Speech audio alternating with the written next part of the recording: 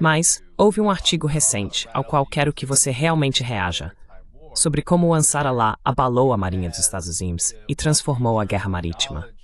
Aqui você tem o Wall Street Journal reconhecendo que o Ansar Allah enfrentou a Marinha dos Estados Unidos nas batalhas mais ferozes que ela travou desde a Segunda Guerra Mundial, apesar de ser um dos países mais pobres do mundo. E então diz aqui que cerca de 30 embarcações participaram de operações de combate contra o Ansar Allah no Mar Vermelho, do final de 2023 até este ano, e lançaram 1,5 bilhão de dólares em munições sobre o Ansar Allah. E embora afirmem que destruíram grande parte do arsenal, isso está muito em dúvida, já que o Ansar Allah continua fazendo o que está fazendo. Diz que a Marinha dos Estados Unidos não conseguiu alcançar o objetivo estratégico de restaurar a navegação pelo Mar Vermelho. Israel está meio que nesse estado muito descontrolado, está bombardeando o Líbano, é claro, e continuando seu ataque em Gaza. No entanto, parece estar atolado em várias frentes, e o Iêmen acontece de ser uma das maiores neste momento.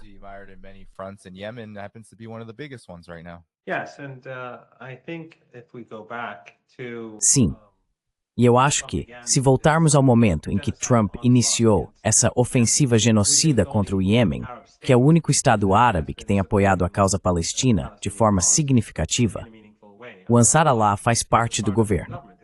Eles são o governo que governa em Sanaa, a capital do Iêmen, e são o poder legítimo no Iêmen, mesmo que o Conselho de Segurança da ONU não os reconheça a pedido da Arábia Saudita e dos Emirados.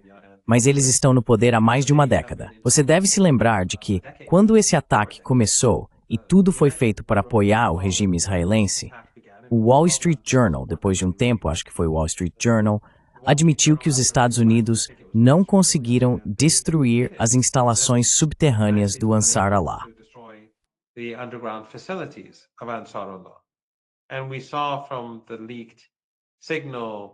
E vimos, a partir dos chats vazados do Signal entre autoridades americanas, que eles estavam mirando civis em seus ataques aéreos. Se você se lembra, eles disseram que o cara que era o chefe da força de mísseis, eles nunca nomearam a pessoa. Apenas disseram que ele entrou em um prédio e eles derrubaram o prédio inteiro. Todas as pessoas que moravam naquele edifício foram massacradas por causa de alguém que eles alegaram ser o chefe do comando de mísseis. Uma pessoa Cordino Mersmouth.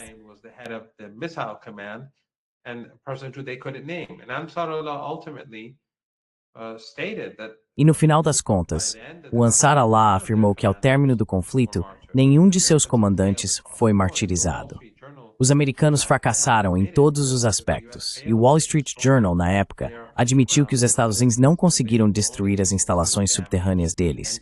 Apenas conseguiram danificar os pontos de entrada, que foram imediatamente reconstruídos. Depois, o New York Times também admitiu, nunca li o artigo porque estava atrás de um paywall, mas disseram que desperdiçaram 7 bilhões de dólares nessa campanha de um mês. Acho que isso nem incluía os F-18 que caíram no Mar Vermelho ou o drone.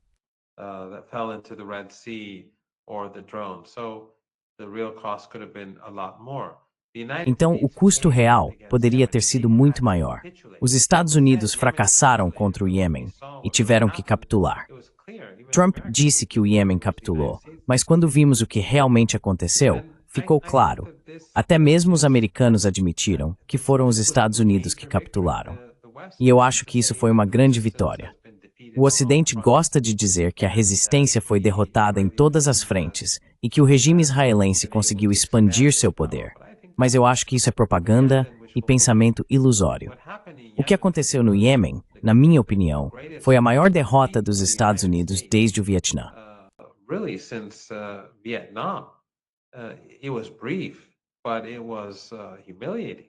Foi breve, mas foi humilhante que os Estados Unidos tenham entrado em guerra contra o Iêmen. Eles se envolveram em uma guerra. Trump e seu secretário de defesa prometeram esmagar o que chamavam de Houthis, ou Ansar Allah, e as forças armadas e o governo iemenitas. E tudo o que fizeram, basicamente, foi massacrar civis em diferentes cidades. Eles falharam completamente em deter o Iêmen. Se tivessem tido sucesso, teriam continuado com o ataque. Teriam continuado por 2, 3, 4 meses até terminar em Trubor. Estamos fracassados constantemente. They had failed completely. In Lebanon is significant in that O Líbano é significativo. O regime israelense realizou uma nova onda de bombardeios contra alvos civis, e estava claro que todos eram alvos civis, apenas blocos de apartamentos. O bombardeio foi realizado por despeito e ódio à vida humana, usando o Hezbollah como desculpa. Vimos como a mídia ocidental basicamente repetiu tudo que os israelenses disseram, alegando que estavam atacando alvos do Hezbollah. Eu conheço esses bairros. São todas casas de pessoas. Eles destruíram entre 100 e 200 apartamentos. 100 a 200 famílias agora estão permanentemente deslocadas. Crianças que estão no meio das provas, perto do fim do ano letivo, durante o feriado do Eid, quando familiares vieram do exterior para visitar.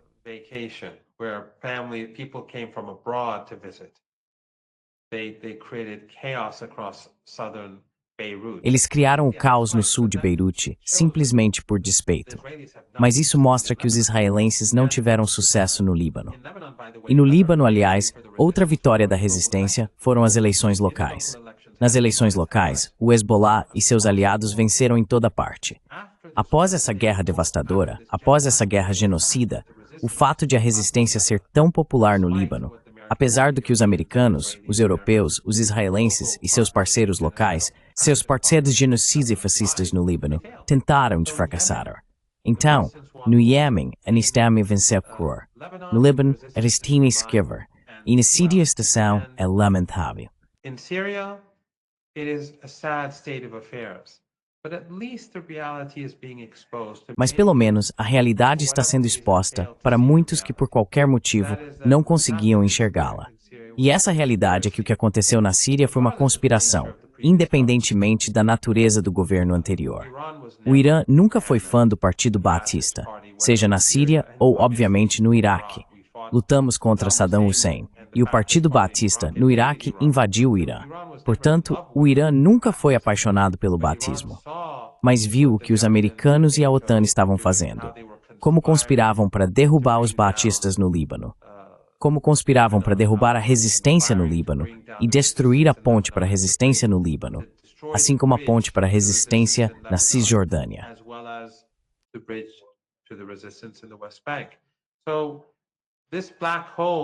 Então esse buraco negro que está aqui agora, que infelizmente agora é um buraco negro, onde as pessoas estão sofrendo, eu acho que a longo prazo isso vai ser mais custoso para o regime israelense. Eles estão sobrecarregados na Síria. E para os colaboradores que trouxeram esse estado horrível de coisas, também vai ser muito custoso. Eles deram razão à resistência. Deram razão ao Hezbollah e seus aliados. Agora as pessoas veem que o que aconteceu na Síria foi exatamente o que Said Hassan Nasrallah dizia que aconteceria.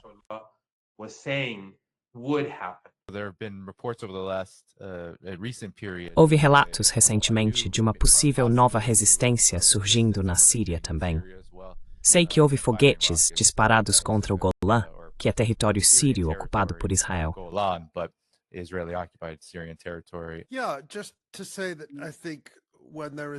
Sim, só para dizer que eu acho que quando há ocupação e colonialismo, a resistência é inevitável. Na visão de mundo dos Estados Base e de Israel, ou pelo menos no que eles afirmam acreditar, a razão pela qual há conflito e derramamento de sangue e não há paz é porque o Hamas e o Hezbollah são organizações malignas que existem apenas para odiar judeus, matar e causar caos pelo simples prazer de causar caos. Mas a realidade, claro, como a maioria das pessoas sabe, é que o Hezbollah foi criado como uma reação à invasão israelense do Líbano, ao assassinato de dezenas de milhares de pessoas, e era um grupo de resistência indígena que surgiu. E é exatamente o mesmo com o Hamas. And that's exactly the same with Hamas. Hamas emerged in the late 1980s in Gaza O Hamas surgiu no final dos anos 1980 em Gaza como oposição e resistência a décadas de ocupação brutal israelense. A OLP, a Organização para a Libertação da Palestina, e suas diferentes facções também surgiram como resistência a Israel em uma fase anterior. Quando a OLP basicamente se tornou subcontratada da ocupação israelense, a resistência não desapareceu. Ela ressurgiu na forma de outras organizações. Então, suponha que um gênio saia de uma garrafa e Benjamin Netanyahu esfregue a garrafa e o gênio apareça e diga qual é o seu desejo. E Netanyahu responda: meu desejo é que o Hezbollah e o Hamas desapareçam. E puf, eles somem.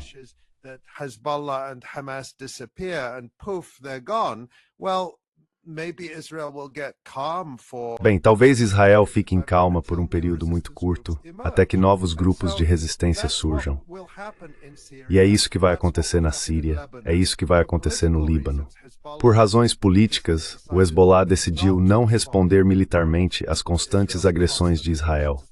Não é que o Hezbollah não possa responder. Ele pode responder, mas como parte do acordo de cessar-fogo, o acordo unilateral de cessar-fogo que o governo libanês assinou e concordou com Israel, patrocinado pelos Estados Unidos, França e outros, o Hezbollah concordou em recuar e dizer ao Estado libanês ao governo: ok, agora é com vocês.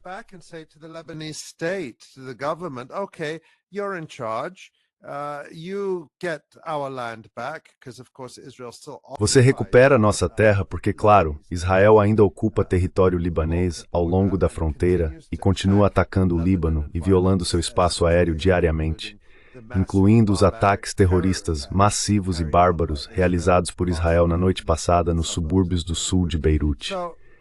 Então o Hezbollah disse ao Estado libanês: vá em frente, agora é tudo seu. Consigo imaginar um momento em que, se a agressão israelense continuar a escalar, o Hezbollah possa decidir que essa posição é insustentável. Mas se eles ficarem de fora por muito tempo, outras pessoas no Líbano farão a resistir e dizer: não podemos tolerar os ataques ao nosso território.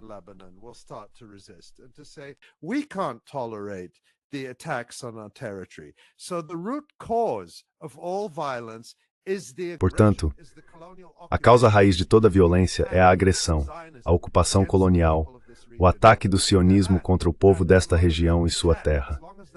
E enquanto esse ataque, enquanto essa agressão original continuar e persistir, e for apoiada por, claro, quando o povo da região está resistindo contra Israel, eles estão resistindo contra o poder de todo o Ocidente.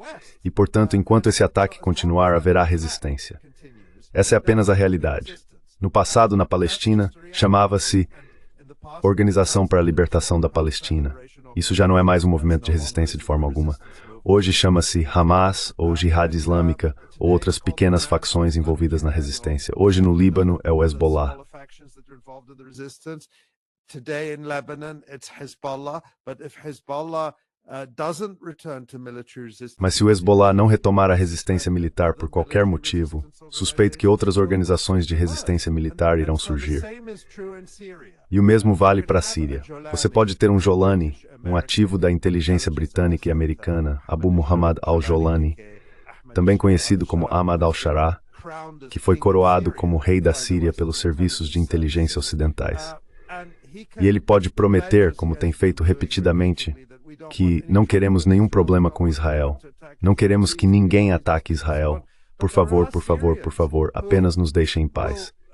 Mas há sírios que vão se levantar e dizer: esta é a nossa terra e não podemos tolerar essa agressão, essa ocupação, essa humilhação. E assim vamos resistir, mesmo que o monarca instalado pelos americanos na Síria, o rei da Síria ou o rei de Damasco, decida que não quer resistir. Decides he doesn't want to resist. Você sabe, o Iêmen recentemente disparou um de seus mísseis hipersônicos da Palestina contra o aeroporto Ben Gurion. Claro, houve aquele momento não muito tempo atrás em que um deles atingiu e perfurou a cúpula de ferro, mas eles continuam lançando mísseis balísticos e hipersônicos e continuam tendo efeito, fechando o aeroporto e, claro, causando desorganização e desordem econômica. E então você tem, não sei se você viu os relatos também, uma nova frente de resistência islâmica na Síria, que recentemente disparou foguetes contra o Golã ocupado por Israel. Tudo isso é em vão? Porque acho que muita gente está muito pessimista com a situação. Quando vemos Israel arrasando Gaza, o genocídio, a destruição massiva da infraestrutura, a instrumentalização da ajuda humanitária, o fiasco da Fundação Humanitária de Gaza, atraindo palestinos essencialmente para a morte, atirando neles enquanto recebiam essa quantidade miserável de ajuda.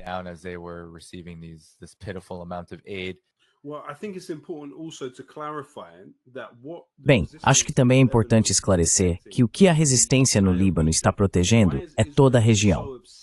Por que Israel está tão obcecado em chegar ao rio Litani? Porque quer controlar as fontes de água da região.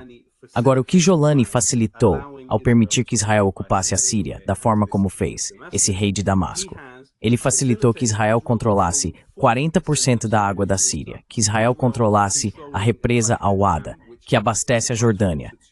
Agora, não vamos esquecer que a Jordânia é, na verdade, um dos países mais pobres do mundo em termos de água. Então agora, por meio da ocupação da Síria, Israel tem ainda mais controle sobre esse fantoche em Amman que eles controlam.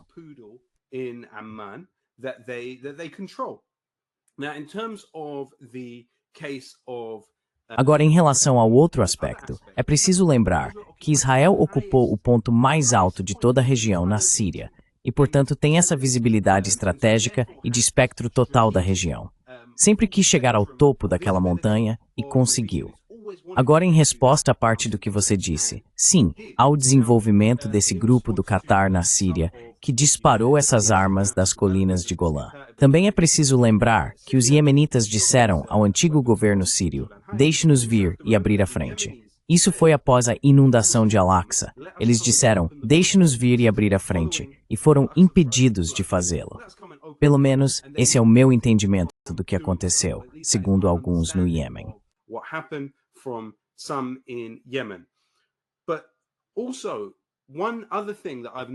Mas também, outra coisa que notei é que há uma coordenação acontecendo ao longo do eixo da resistência na região. Eles estão tentando criar artificialmente um sentimento anti-resistência. Por quê? No mesmo dia, Mahmoud Abbas apareceu, esse espião israelense, esse assassino imundo e torturador até a morte de palestinos. Mahmoud Abbas fez uma declaração. Ele disse, isso foi o que Mahmoud Abbas disse. No mesmo dia, Al-Jolani prendeu a liderança da Jihad Islâmica na Síria. Pouco depois, ele prendeu Talal Naji, da FPLP. No mesmo período, o governo jordaniano proibiu a Irmandade Muçulmana, que é basicamente uma forma de atingir o Hamas. Então tudo isso acontece no mesmo dia, ou em poucos dias de diferença.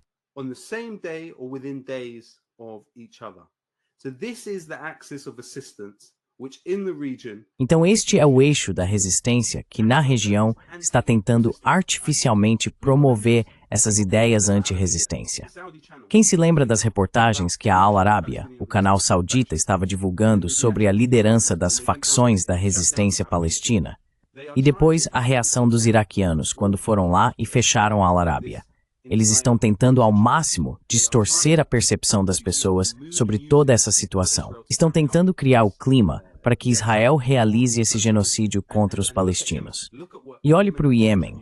Veja o que o Iêmen contribuiu para a humanidade. Quando você observa até mesmo a Convenção sobre Genocídio, está muito claramente estabelecida a base para que uma intervenção deva ocorrer. O Iêmen lançou a intervenção humanitária mais humana que já vimos.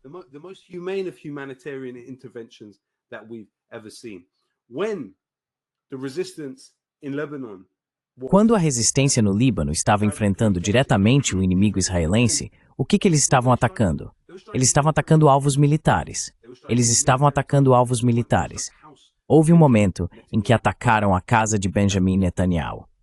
Francamente, como alguém que tem um mandado de prisão e é procurado pelo Tribunal Penal Internacional pelo crime de genocídio, isso é um alvo legítimo. Então, na verdade, o que você vê são as forças de resistência na região, conduzindo seu envolvimento nisso com muito mais respeito pelo direito humanitário internacional do que qualquer um dos outros atores de que estamos falando. Estamos falando de selvageria e barbárie, de alta tecnologia, infligidas a pessoas pobres e famintas. E, na verdade, essa Fundação Humanitária de Gaza, esses pontos de ajuda, eles estão fazendo com que palestinos desapareçam diariamente. They are disappearing Palestinians on a daily basis. They are baiting them so they can be massacred en masse. And I'm Eles estão atraindo essas pessoas para que possam ser massacradas em massa. E tenho certeza de que estão sendo usadas para tentar intimidar, coagir e torturar palestinos a algum tipo de colaboração. E é o uso direto de alimentos para fins políticos. É exatamente isso que está acontecendo nesses locais. Também acredito que há um envolvimento maior dos países do Golfo, inclusive em relação aos grupos de mercenários que estão em alguns dos postos de controle. Já surgiram vídeos de alguns deles. Alguns dos indivíduos eram egípcios, alguns estavam falando em árabe do Golfo. Vi um vídeo de alguém falando com sotaque iraquiano. De onde essas pessoas estão vindo? O que está acontecendo aqui exatamente? E tudo isso vai ser revelado com o tempo, o grau de colaboração que tudo isso envolveu. I understand why some people are pessimistic. Eu entendo por que algumas pessoas são pessimistas e levantam essas questões com frequência, mas não acho que isso seja realmente uma crença válida. Acho que a resistência, obviamente, sempre vai enfrentar grandes dificuldades. Existe uma aliança por trás de Israel que vem controlando os assuntos mundiais há séculos, e desde a Segunda Guerra Mundial, os Estados Unidos têm um império que, após o colapso da União Soviética, literalmente se tornou universal. E, como tanto Danny quanto Loki apontaram, há países da região que vêm colaborando. Eles têm cooperado de uma forma ou de outra. Então, no Líbano, por exemplo, muitas pessoas acham que o Hezbollah é o governo. O Hezbollah nunca foi o governo. Is the government. Hezbollah has never been the government. Lebanon is a country where the United States and the O Líbano é um país onde os Estados Unidos, os europeus e esses regimes que colaboram com o Ocidente, seja como parte da OTAN ou de suas alianças regionais, têm enorme influência. Eles possuem ONGs, espiões e embaixadas que sempre atuaram contra a resistência. Diferente do Iêmen, onde o Ansarullah controla grande parte ou a maior parte do país, que tem uma população significativa, e diferente de Gaza, onde o Hamas sempre controlou aquele território, o Líbano não é assim. O Líbano é um país profundamente dividido, e os Estados Unidos têm aliados fascistas no Líbano que estão sempre apunhalando a resistência pelas costas. O Hezbollah aceitou o cessar-fogo porque o Líbano estava dividido. Existem elementos fortes, há pessoas no parlamento do Líbano que apoiam Israel. There are strong elements. There are people in parliament in Lebanon who support Israel. There are people in parliament and in government who Há pessoas no parlamento e no governo que querem ver o Hezbollah bombardeado. É assim que o país está dividido. A maioria apoia a resistência, de acordo com pesquisas e resultados eleitorais, mas ainda assim está profundamente dividido. No Ocidente, sabemos de que lado estão. Sabemos de que lado estão os países ricos em petróleo e gás do Golfo Pérsico. Não se deixe enganar por algum canal de televisão que apoia os palestinos em Gaza. No quadro mais amplo, eles estão no campo americano. Todos esses países estão no campo americano. Então é muito difícil para o Hezbollah. É muito difícil para o Ansarullah fazer mais do que já está fazendo. Está sob cerco. Está sendo privado de alimentos. E claro, o Hamas está numa posição terrivelmente difícil, junto com seus aliados como a Jihad Islâmica.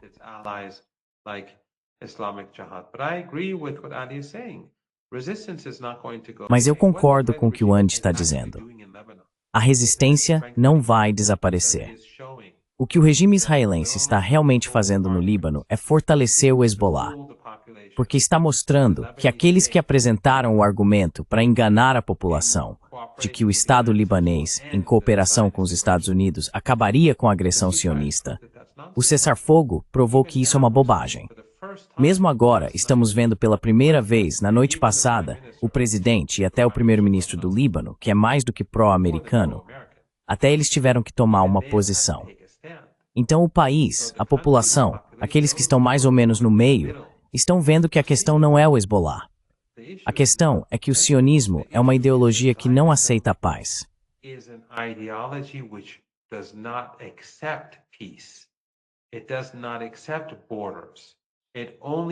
Ela não aceita fronteiras, só acredita em dominação e supremacismo. Então o que Netanyahu está fazendo, no fim das contas, é fortalecer o Hezbollah. O Hezbollah está se preparando, não há dúvida. E o mesmo acontece na Síria. Eles ocuparam áreas-chave na Síria, mas o povo sírio não vai aceitar isso. Se o novo regime que chegou ao poder, esse regime instalado pelo Ocidente e seus aliados regionais, falhar em retomar o território sírio, todos esses territórios que foram ocupados pelo regime israelense, então ele perderá sua legitimidade aos olhos daqueles que o viam como legítimo, daqueles que queriam que fosse legítimo, ou daqueles que estavam dispostos a esperar para ver se esse território seria recuperado.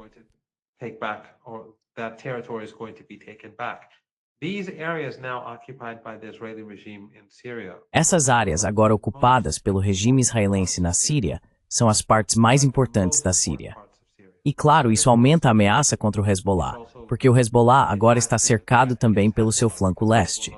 Eles vão conseguir lidar com isso, mas de qualquer forma, essa terra é muito, muito importante. Portanto, essa situação na Síria não será sustentável.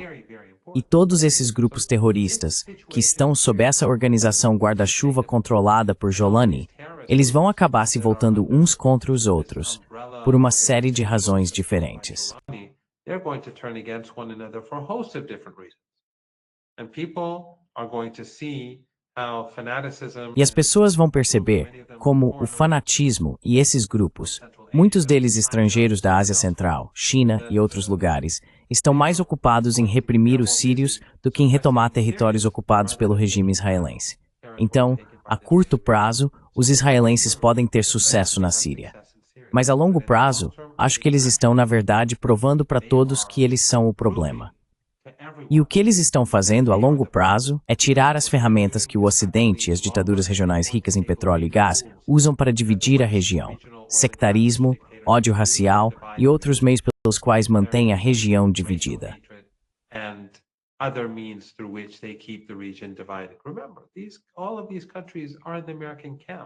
Lembre-se, todos esses países estão no campo americano.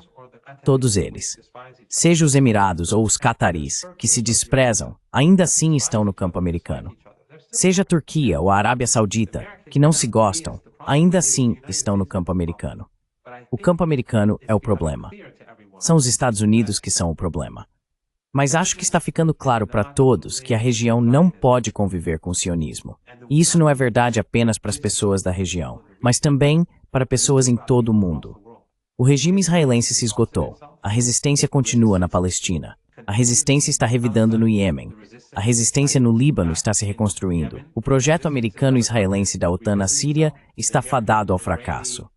O ódio ao regime é esmagador em toda a região.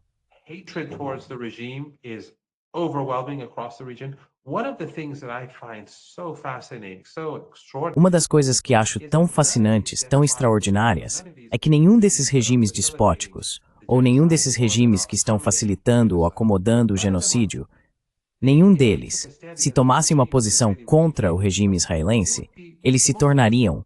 Isso criaria popularidade para eles entre suas populações. Imagine se a Turquia tomasse uma posição. Imagine se o Egito tomasse uma posição. Imagine se qualquer outro país da região tomasse uma posição. Se os Emirados tomassem uma posição, os líderes desses países, independentemente da natureza de seus regimes, teriam a esmagadora maioria do povo ao seu lado. Porque essa é uma causa na qual agora todos acreditam. Além da região, todos acreditam nela. Então acho que a longo prazo, isso está funcionando contra o regime israelense e contra os colaboradores que cooperam com o regime.